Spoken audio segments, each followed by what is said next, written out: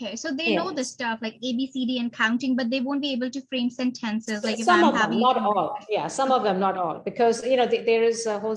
That's why it's called a spectrum. You have kids who are extremely bright. Very bright. They know. They may even be able to do multiplication and division at a very young age. Huh? But they don't have the other skills. But then there are kids who can be on the intellectual disability, norm also. So about a third of kids with autism have intellectual disability, but 2/3 don't. 2/3 have average or above average or very high IQs. And the other feature we find in autism is something called restrictive repetitive behaviors.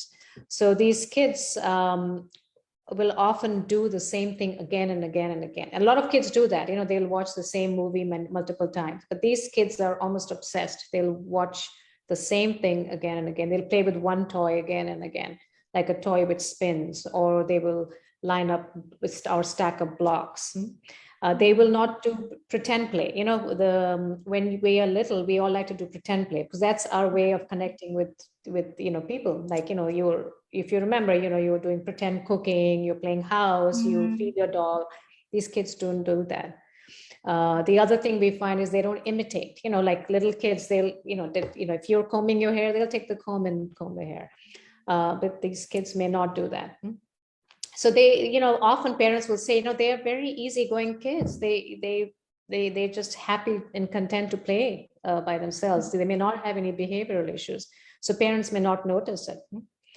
So, and even, unless the physician or the pediatrician, ask for specific things, many times it's not noticed in the office. And that's where I'm trying to educate other physicians that, you can pick these things early on, but unless you look for it, you will totally miss it. You'll not find it. Yeah. Okay. Well, thank you. That's actually wonderful to know. And I'm sure a lot of people will benefit from this information. So while you were actually explaining, you touched upon a term. So I want to ask, what is spectrum disorder? So the full term for autism now is autism spectrum disorder. And this basically in 2013, when they came up with the updated guidelines called DSM-5, they basically clubbed all types of autism together. There used to be a term called Asperger's. You may be familiar, if you, they see people have watched My Name is Khan. Huh? Shah Rukh Khan played the role of a person with Asperger's. So Asperger's basically were people who were what we now call high functioning autism. They are very bright. They can talk, they can have a conversation, but they still are they have autistic features, so they have been clubbed into this autism spectrum too. So, and there are kids, as I said, 1/3 kids may have intellectual disability whose IQ is below 70. Then 2/3 of them are normal IQ or above average IQ. So that's why it's a spectrum. Okay, thank you. So why is it hard for people with autism to communicate? Well, I wish, we had an insight into the brain. So, of course, there are people who are studying, various aspects of the brain, with something called functional MRI, which means they can see the function of various parts of the brain. We haven't been able to pinpoint which areas are always affected in these kids. So, and I always tell parents, it's like in the first 3 years of life, your brain is developing so fast. It's almost like your kid is going on a highway of development. For some reason, they take a wrong exit. So something goes wrong in the way the nerves are connecting, the neurons are connecting in the brain. And if they take a wrong exit, they basically get lost. So if, it's like if you were to get lost and you turn your GPS on right away, you can get back on the highway. So if you diagnose them early, we are like the GPS. If the early diagnosis is GPS, you can get them back on track sooner. Otherwise, they'll probably get lost. They'll probably end up in a different city because nobody helped them get back on the highways. So something happens in the way the neuronal connections, the connection of the nerve cells happen in the first 3 years. And we don't know why that happens. Is it genetically primed, or is something happens in the environment? We don't know. So one of the questions I'm getting right now is, because of the pandemic, a lot of kids have been spending a lot of time with screens, because parents are working, the daycares were closed, and you needed the kids, you really need to have the kids distracted. So kids spend a lot of time on the screens, and they wonder if that causes autism. Just spending a lot of time on the screen. Because I am seeing a lot of kids with autism. I'm getting lots of referrals right now. And that's not only me, but I was talking to a physician in India. She's saying like they're seeing 2 or 3 times more of the kids every day. So ever since COVID happened or lockdown happened, the cases yeah, have so increased? there are a couple of things. So screen time doesn't cause autism, but kids who have autism are very attracted to the screens. They have something called it's because screen is bright, and it has all these characters, and it's basically they can direct it. If they don't want it, they can turn the screen to a different screen. So it's nobody's asking them to do anything. And kids on the spectrum often have sensory issues. That's also a big core part of I didn't talk about that. We have 5 senses. We have vision, hearing, smell, taste, and feeling. Touch. Yeah. So it's a lot of kids on the spectrum will either be hypoactive with their sensory input, or hyperactive. So many times they will not respond to when their mom calls their name, and the parents think, can they even hear me?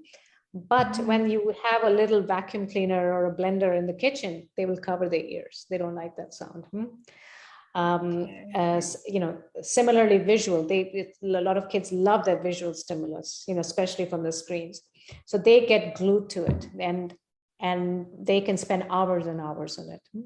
So probably that triggers some of those behaviors that we see in autism. So that's why I think these kids, would otherwise still have autism, but they're presenting much earlier. Maybe they would have been missed. Maybe they would have gone to daycare, and the teacher may have said, hey, there's something different about the kid is not playing, or maybe they've gone to school and they were struggling. They would have been picked up later, but now they're being picked up sooner, because I think these screens have kind of triggered those behaviors, and we're seeing it much more, because there are a lot of kids who were exposed to the screen. Not everybody developed autism. So screens don't cause autism, but they can make the symptoms of autism worse. Okay, got it. So that's a perfect segue. So when does autism actually usually appear? Well, as I mentioned, I think when a lot of parents, when they look back, they will find things in their kids even as early as 4 to 6 months when they were not interacting. There are some studies being done.